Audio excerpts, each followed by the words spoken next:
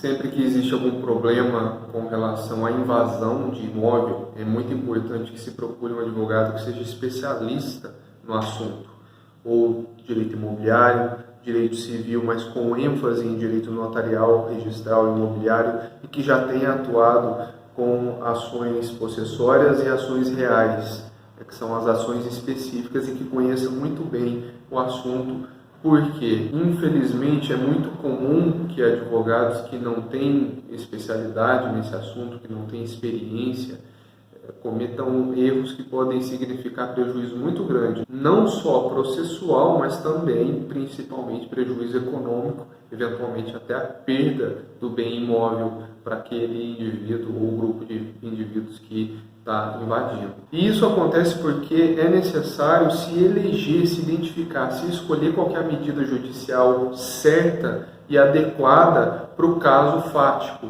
para o que está acontecendo na prática. E as minúcias entre as diversas possibilidades são muitas e muito parecidas também. Se o caso é de um proprietário ou de um possuidor, por exemplo, um inquilino que mora no imóvel, que está na posse daquele imóvel e que teve o bem invadido e perdeu a posse do bem, a medida é uma reintegração de posse. De outro lado, se o proprietário ou o inquilino, ou seja, o possuidor, estão ali na posse do imóvel e tem tentativas de invasão, tem a perturbação da posse, a medida já é outra. No caso, é adequada uma ação de manutenção da posse. Já se o proprietário ou possuidor, a qualquer título, estão na posse do imóvel, mas tem expectativa, risco, eles estão sofrendo ameaças de ter a invasão do imóvel, veja que já é diferente do caso anterior, que já estão ocorrendo tentativas. Nesse exemplo, só existem ameaças, o risco, a expectativa de invasão.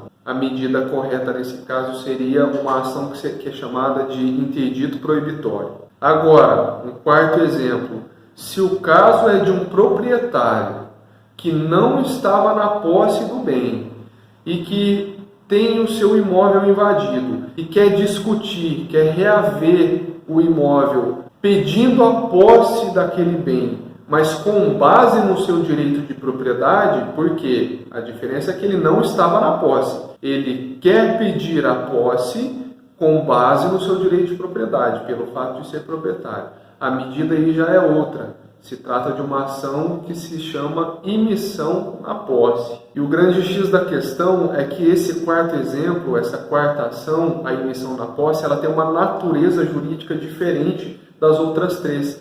E não é possível pedir a substituição de uma por outra se for ajuizada a medida errada. Por exemplo, se era um caso de reintegração de posse e por um erro, por um equívoco, por um deslize, for ajuizada uma ação de imissão na posse, tem que se cancelar essa ação e ajuizar outra. Tem que recomeçar do zero. E a gente sabe muito bem que nos casos de invasão de imóvel, cada dia que se perde pode gerar um prejuízo muito grande.